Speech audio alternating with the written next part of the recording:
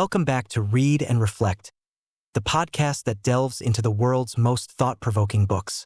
Today, we're diving deep into a book that has sparked crucial conversations about the well-being of our younger generation, The Anxious Generation: How the Great Rewiring of Childhood is Causing an Epidemic of Mental Illness by Jonathan Haidt, published in 2024.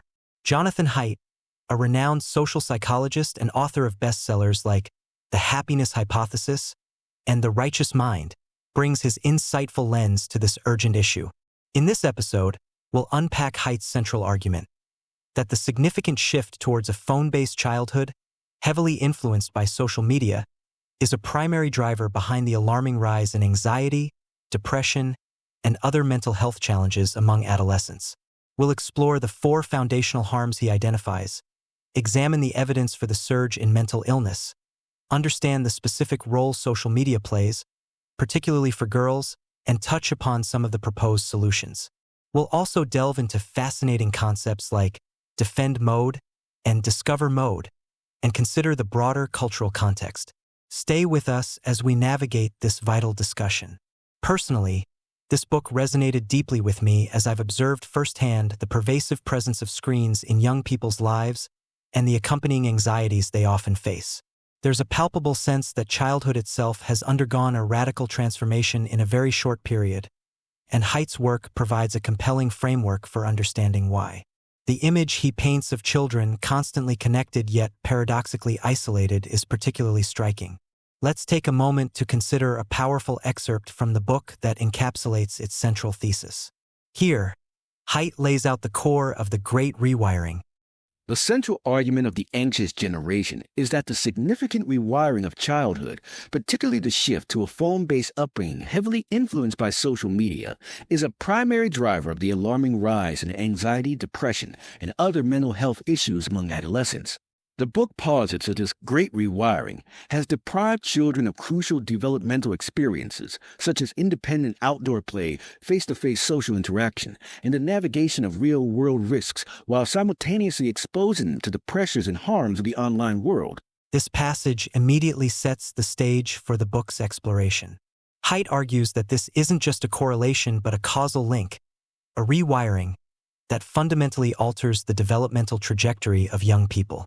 The loss of independent outdoor play, face-to-face interaction, and real-world risk-taking, coupled with the influx of online pressures, forms the crux of his argument. Let's delve deeper into the core analysis.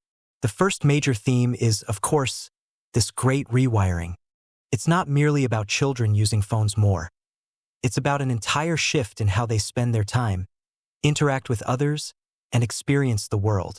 Think about classic notions of childhood: unstructured play in the neighborhood, learning social cues through in-person interactions, developing resilience by navigating minor setbacks independently. Haidt contends that these crucial elements are being displaced by a digitally mediated existence.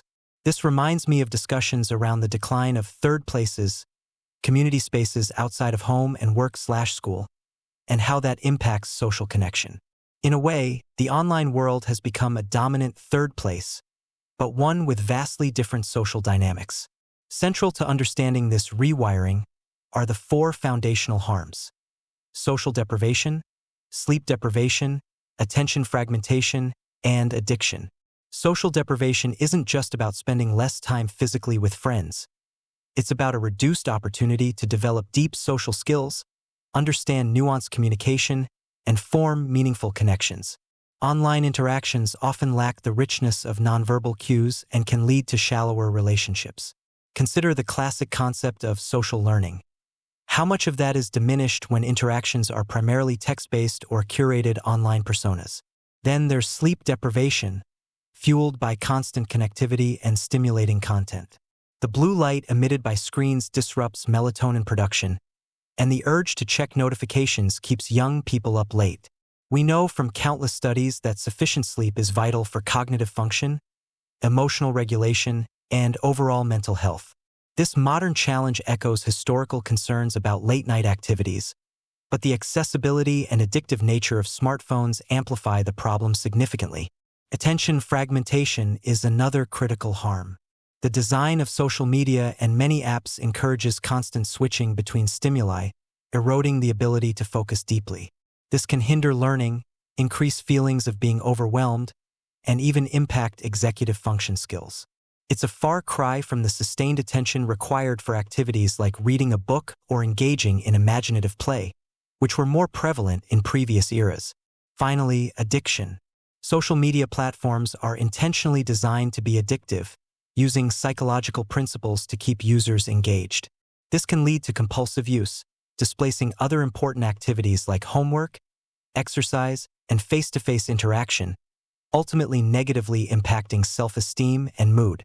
This taps into long-standing debates about the addictive nature of various technologies throughout history, from early forms of mass media to video games.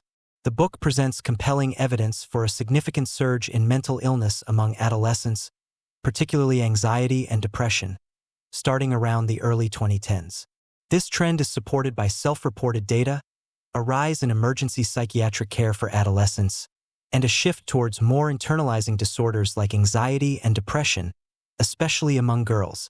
This sharp increase around the early 2010s is a crucial point, coinciding with the widespread adoption of smartphones and visually intensive social media platforms. Haidt dedicates significant attention to why social media seems to harm girls more than boys. He points to factors like social comparison and perfectionism, where curated online portrayals lead to feelings of inadequacy, a phenomenon amplified for girls who are often more vulnerable to socially prescribed perfectionism. Cyberbullying and relational aggression, which can be particularly insidious online, also take a heavy toll. The contagion of distress, where sharing anxieties online can lead to internalization and identification with others' distress, is another concerning aspect. Tragically, girls are also more likely to experience online sexual harassment and predation. And, of course, time displacement means less time for crucial offline activities. While boys also face challenges related to technology, the specific ways in which social media impacts girls appear to be particularly potent in contributing to mental health issues. The book introduces the fascinating concepts of defend mode and discover mode. Defend mode, associated with the behavioral inhibition system, is chronically activated in the overprotective modern childhood, compounded by online anxieties. This leads to increased anxiety and risk aversion. Conversely, discover mode, linked to the behavioral activation system, which is crucial for learning, curiosity, and resilience, is less activated due to limited independent exploration and challenges. The constant stimulation of phones can also hijack the reward pathways associated with discover mode in unhealthy ways. This framework helps explain why young people might seem both more anxious and less engaged with the real world. It also connects to broader psychological theories about exploration, play, and development. Finally, it's important to consider the broader context. The surge in mental health issues began around 2010 to 2015, a period marked by the rapid proliferation of smartphones and visually driven social media. This isn't to say that other factors aren't at play, but Haidt argues convincingly that the Great Rewiring is a central and significantly impactful driver. He also touches upon the concept of safetyism and concept creep, where the definition of harm and the threshold for intervention have expanded, potentially limiting children's opportunities for independent learning and resilience building. While the intention behind increased safety measures is understandable, Haidt suggests that an overemphasis on protection might inadvertently hinder development and increase anxiety.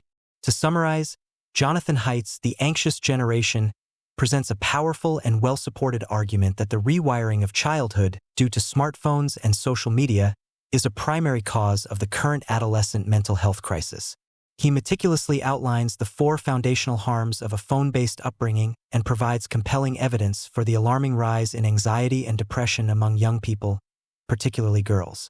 The book's exploration of concepts like defend mode and discover mode offers a valuable lens for understanding the developmental impact of this shift. Importantly, Haidt doesn't just diagnose the problem. He also proposes solutions. These include delaying smartphone ownership, promoting phone-free childhoods, restoring free play and independence, fostering playborhoods, reforming schools to reduce constant supervision and limit phone access, and advocating for tech company responsibility in prioritizing child well-being. He emphasizes the need for collective action, urging parents to link up and everyone to speak up about these issues. The role of dopamine and instant gratification. Social media rewires the brain's reward system, making it difficult for young people to engage in deep, meaningful activities. This parallels Brave New World, where people are pacified by the drug soma. Are we conditioning an entire generation to avoid discomfort? The decline of deep work and focus. Attention spans are shrinking, making it harder for young people to engage deeply with work or literature. Classic philosophers like Nietzsche and Kierkegaard emphasize contemplation as key to personal growth. Are we losing that capacity? Historical cycles of moral panic. Every generation fears the next will be worse off. Compare the anxieties about Gen Z to past concerns over radio, television, and video games. What makes this moment different is that social media actively monetizes attention and mental health struggles. The loss of authenticity in a performative culture. Social media encourages people to curate personas rather than develop authentic identities. Oscar Wilde's The Picture of Dorian Gray explored similar dangers of living through an external image. Could Gen Z be experiencing an identity crisis where online life feels more real than offline life? The impact of political polarization and digital tribalism. Social media fuels division, making anxiety worse. Compare this to Lord of the Flies. Does removing structure from discourse lead to chaos and factionalism? How do classic conflicts like Montagues versus Capulets mirror today's online tribalism? If you found this discussion insightful, we encourage you to pick up a copy of The Anxious Generation. To learn more about the topics we discussed and to access additional resources, you can visit anxiousgeneration.com or Jonathan Haidt's After Babel Substack at www.afterbabel.com. Join us next time on Read and Reflect as we explore another book that grapples with the complexities of human nature and societal structures. If you enjoyed our exploration of Anxious Generation, please subscribe to Read and Reflect and leave us a rating or review. Share this episode with anyone who loves thought-provoking literature. Thanks for turning the page with us.